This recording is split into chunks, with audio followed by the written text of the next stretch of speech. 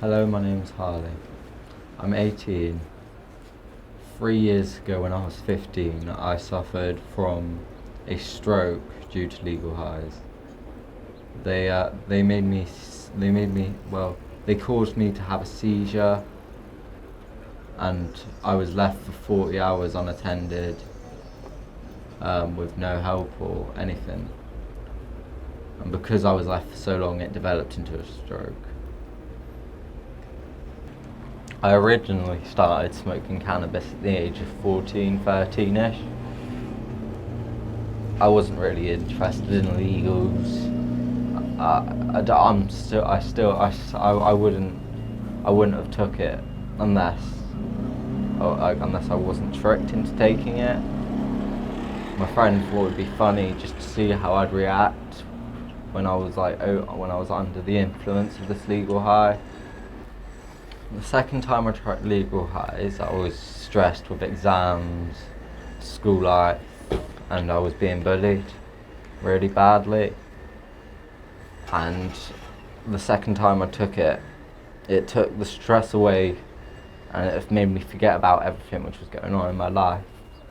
But it made me feel sick and hollow.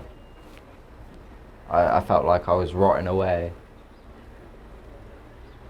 Originally, I didn't want to buy legal highs, but my friend insisted that I get them. He told me they were cheaper, they were easier, quicker, and they were better. I was arguing with him about this for like an hour, maybe 2 hours, until I gave in. He stayed around mine the night, and then in the morning we set off to go downtown to go to the local head shop, and that's when I bought it. When I went into the head shop, I was greeted with like a friendly smile from the person behind the cashier. She said, "Hello, is there anything I can help you with today?" And we asked her which would be best, which would be strongest, and which is cheapest. She pulled out a bag from under this glass cabinet, and she gave it to us then. Then we went to the nearest car park to smoke it in a joint, and that was the last thing I remember before waking up on the floor. After we smoked this joint in the car park, my mind went blank. I can't remember anything else. And then I woke up on the floor in my living room at home. And then he was shouting at me, screaming at me, telling me to get up. I couldn't move, I couldn't talk.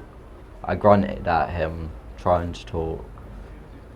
And then he walked out in anger, because he thought I was just being lazy, and I didn't want to wake up. While I was on the floor at home, I was scared, terrified. I thought I could have been dead. I thought I could have died. I was just scared. I wasn't able to move. I wasn't able to speak. The only thing I could do was breathe and sit there and listen. I couldn't even open my eyes. And then I heard my mum answering the door to my friends. My friends saw me on the floor and they were there and then one of them ran in to check if I was alright. She almost instantly realised that I wasn't okay, and then she rang the ambulance. I don't remember much else, but I remember scenes from the ambulance journey, like my mum talking to the paramedics about what I'd done and stuff like that. Then it all goes black. It's just a blank out. The next thing I remember was waking up one morning in the hospital bed. My dad was looking over me. He told me what had happened, and I was angry with my friend for leaving me. And I kind of wished at the time that he felt that he had the same thing that I did. I kind of wanted my friend to have the same reaction as I did, Like he always told me we were in it together, but he wasn't there. He left me on the floor, and I was angry at him. I kind of wished that he was in the bed and I wasn't. In hospital, there was so many effects which all added up over my body. I was always tired, always fatigued. I had a speech impediment. I couldn't talk properly. I couldn't feed myself because my left hand, I couldn't hold knives or forks with it.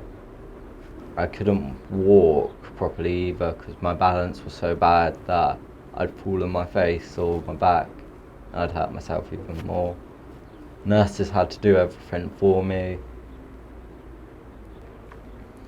Emotionally, I felt pity for myself. I felt annoyed, frustrated. The recovery process was a really long process. It took me around a week to get back on my feet. It took me like a month to learn to use a knife and fork again. Like I'd wake up in the mornings and I felt like I needed to go back to sleep. The only place I could go was around the ward I was in.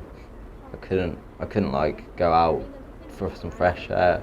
Couldn't go out for a cigarette, and it was frustrating.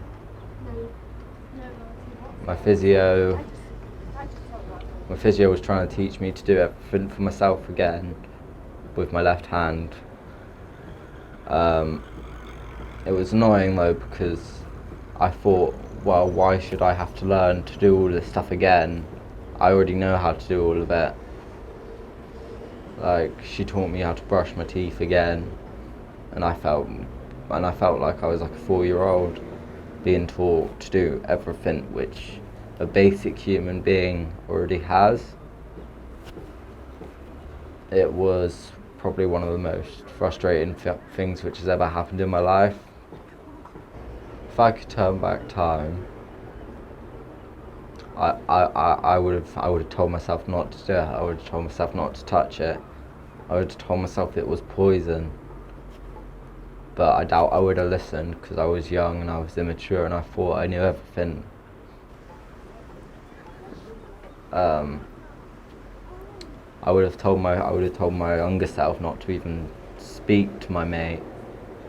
I would have told myself not to let him in. I would have told myself I don't need that.